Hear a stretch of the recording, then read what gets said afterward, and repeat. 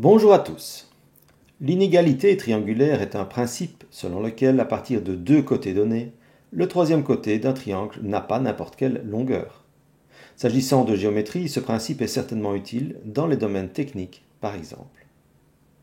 Dans cette vidéo sont donc décrits les attendus des savoirs et savoir-faire par rapport au principe de l'inégalité triangulaire en vue des épreuves de mathématiques de fin de troisième secondaire. Voici en détail les attendus que je vais développer plus loin. Tu peux mettre la vidéo sur pause pour en prendre connaissance. Premier attendu, énoncer la condition d'existence d'un triangle. Voici trois segments de droite avec lesquels on veut former un triangle. Est-ce possible?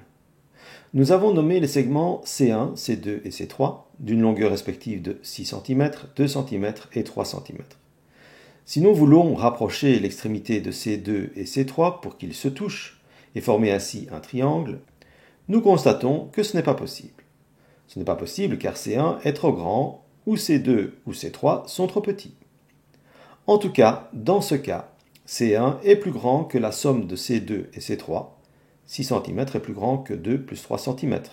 Les segments C2 et C3 ne peuvent pas se toucher à leur extrémité, on ne peut donc former un triangle.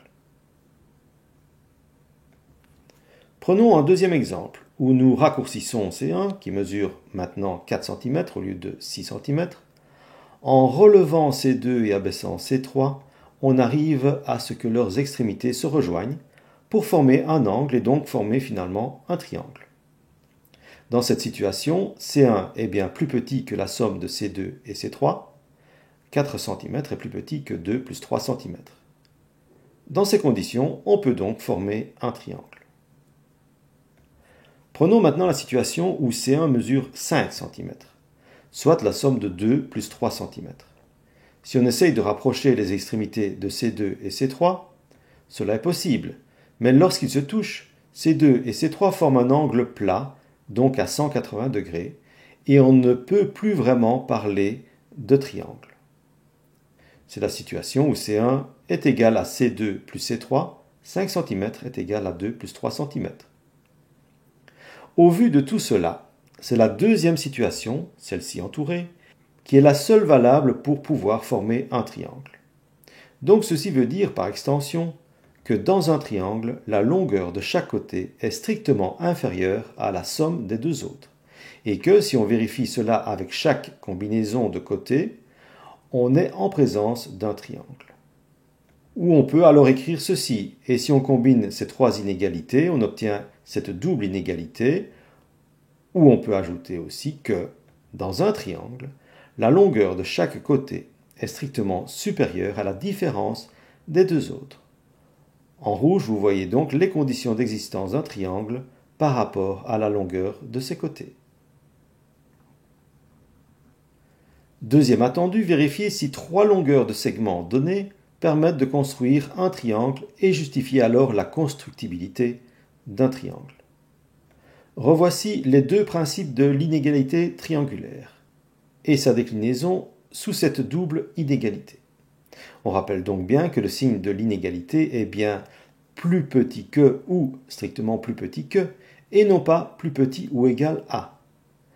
Nous allons prendre le même exemple mais en nommant différemment les longueurs. Vous voyez que cela fonctionne pour chaque cas, si un doute persistait à ce sujet. N'hésitez pas à mettre la vidéo sur pause. Pour chaque cas, le triangle peut être construit puisque la double inégalité est correcte. Prenons ce cas-ci où C1 est égal à 16 cm, C2 7 cm et C3 8 cm. L'inégalité ne se vérifie pas puisque 16 n'est pas plus petit que 8 plus 7, soit 15. Voici cet autre exemple. Ici non plus, l'inégalité ne se vérifie pas puisque 21 n'est pas strictement plus petit que 11 plus 20, soit 21. Ce dernier exemple est celui de l'angle plat. Troisième et dernier attendu, rechercher l'ensemble des longueurs possibles du troisième côté d'un triangle. Voici les longueurs de deux côtés d'un triangle, 8,1 cm et 7,9 cm. On doit pouvoir déterminer toutes les possibilités de longueur pour le troisième côté C3. Voici la déclinaison du principe de l'inégalité triangulaire. que l'on peut adapter en fonction du problème posé. C1 moins C2 en valeur absolue est strictement plus petit que C3, lui-même strictement plus petit que C1 plus C2. Si on transforme avec les valeurs connues de C1 et C2, on obtient ceci, et en calculant ceci. Si on se limite à une décimale, on peut alors dire que C3 peut varier de 0,3 à 15,9 cm, puisqu'on est en face d'une inégalité stricte. Plus grand que 0,2, c'est 0,3 avec une décimale. Plus petit que 16, c'est 15,9 avec une décimale. Représentons le triangle avec la plus petite valeur de C3. Voici. Représentons aussi, pour se faire une autre idée, le triangle avec la plus grande valeur de C3. Et voici. Le menuisier qui va construire un joli triangle, s'il dispose déjà de 2 bois de longueur connue, devra tenir compte de cette règle. Voilà, cette vidéo est terminée. À très bientôt pour une autre vidéo.